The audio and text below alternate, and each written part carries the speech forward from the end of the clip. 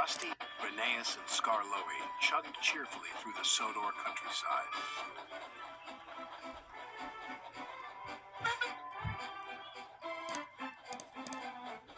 The engines were going to help Duncan with an important job at the incline railway.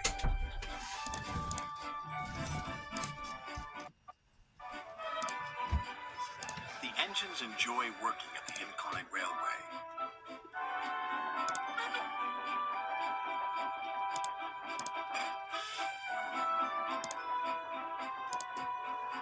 They like the clever way the loaded slate cars roll down the incline, pulling the empty slate cars up. But they are always careful. Duncan doesn't like working at the incline railway. He is always impatient to get back to the junction. This makes him careless and gets him into lots of trouble.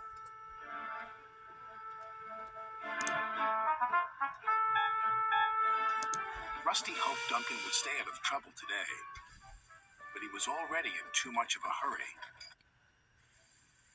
"I'm a plain-speaking engine," gruffed Duncan, "so collect your slate cars and be quick about it." And off he steamed. Bossy Boots chuffed Rheneas. Pushy Puffer huffed Skarloey. They didn't like Duncan telling them what to do. "He just wants to get back to the bustle of the junction," Rusty said.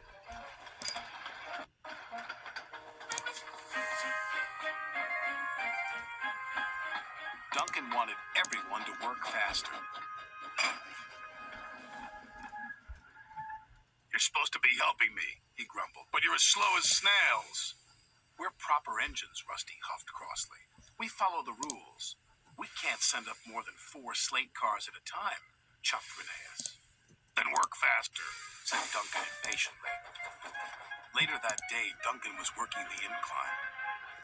"I'll show you how fast a really useful engine can work," Duncan called as he hastily biffed one slate car into another. And then another. Soon, Duncan had his 4 slate cars. "Nothing to it," he boasted to Rusty. "Those slate cars will pay you back," warned Rusty. "Slate cars don't like to be biffed." "I can handle slate cars," he cried. The 3 little engines could see Duncan was not going to listen. They carefully chuffed away from the incline with their slate cars full of slate. Duncan was so impatient he became even more careless. "I'll show that smelly diesel and those lazy steamers," he said to his driver. "Careful," cautioned his driver. "You're asking for trouble." And he got it. Duncan didn't notice his chain was tangled in the coupling of the slate car in front of him.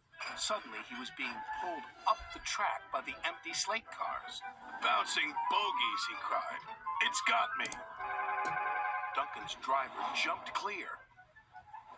Rusty returned to see Duncan being pulled up the incline. "I tried to warn him," said Rusty. "He never listens," the little diesel's driver said. The chain pulling Duncan's slate cars couldn't hold the weight.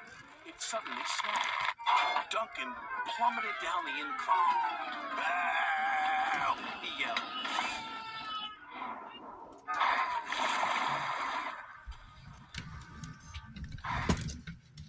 "Glug, glug, glug," he said. "Bluggle my broiler." Duncan felt foolish and very wet. When Sir Topham had arrived, he spoke severely to Duncan. "You have not been a responsible engine," he said. "Your impatience has caused confusion and delay, and you owe these engines an apology." "Sorry," Duncan said to Rusty, Rheneas, and Skarloey. "Once you have been repaired," Sir Topham had said, "you will work the incline until you learn to be patient and careful." "Yes, sir," said Duncan.